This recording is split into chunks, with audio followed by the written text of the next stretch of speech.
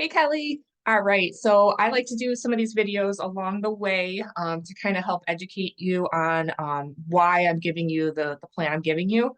So this is constantly changing and it's trial and error, but I wanted to explain kind of where we're starting you and where I hope to kind of get you to along the way so that you can do this on your own in the future. So I know some of the coaches out there just give you the numbers and expect you to kind of fill in the blanks, which is fine. But I like to educate a little further and again, make sure that you can do this long term. So let me share my screen and I'll start with just your overall calories and then we'll get it more into the macros in just a second here. But for your calories, one sec, I'm going to show you this screen here. Um, all right, so I have done this chart here and at the bottom, we've got I like to show people this because I just have a visual brain, I guess.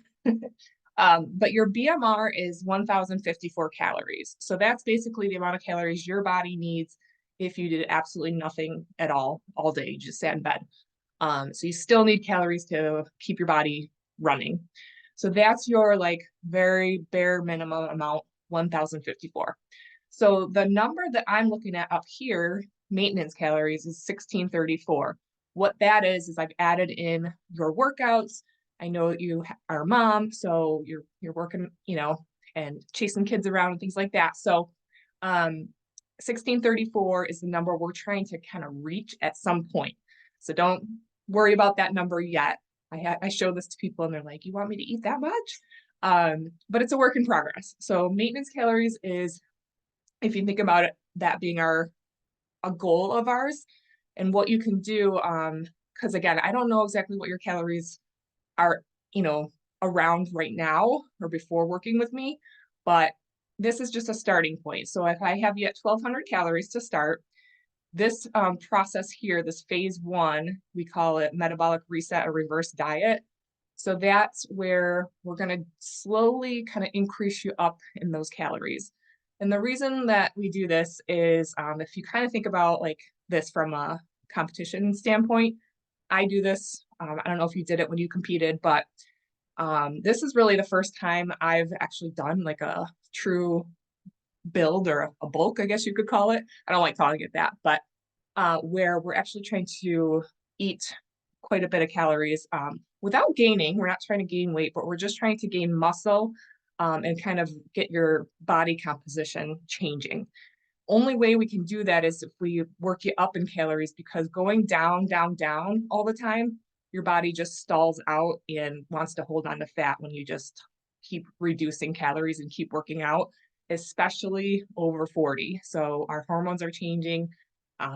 We don't want to do, we still want to work out, intensely, but sometimes the workouts can be kind of setting us back if we're not eating properly. So again, this is just the big picture. So phase one, we have you going up in those calories. Let's say we get you up to that 1,600 calories and you're feeling pretty good.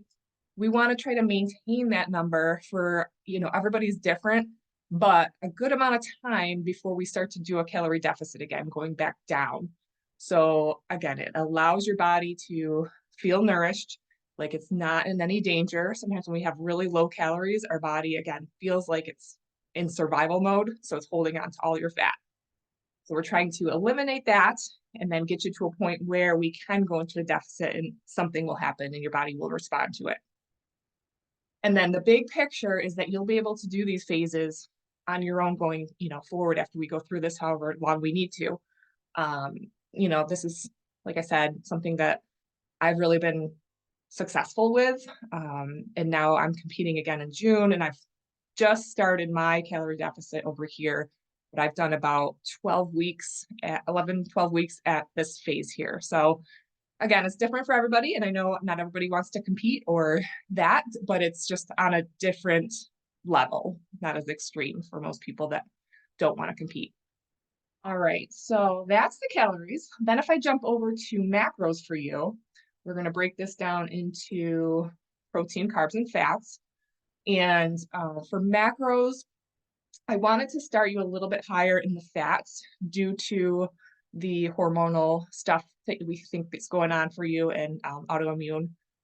So we can nourish the body with a little bit higher fats and then 35% protein and 25% carbs, a little bit lower on the carbs there, just because we do have a higher fat percentage. So that's the breakdown. And what I'm going to do next is go ahead and generate a sample meal plan with these numbers so that you have something to go off of. And then I know, putting together meals is something that is a goal of yours. So this again is just a starting point and to get you off and, into the right calorie range and macro range. And then we'll work on the creative side of this as we go. I know that's difficult too with having a family and when you have your own goals and everything. So we'll work on it. Let me know of any questions at this point. I have updated everything here in the Trainerize app as far as your macros. Your MyFitnessPal may tell you something different as far as macros. They usually just do like a general split for people. So go by this number here. And what else was I going to say? Just keep tracking your food in MyFitnessPal, and I'll double check. I think you have it synced over now. So anything you log in MyFitnessPal, I'll be able to see that. So I'll double check that. And then the next thing I'll start working on for you is the workouts. So we'll touch base on that very soon.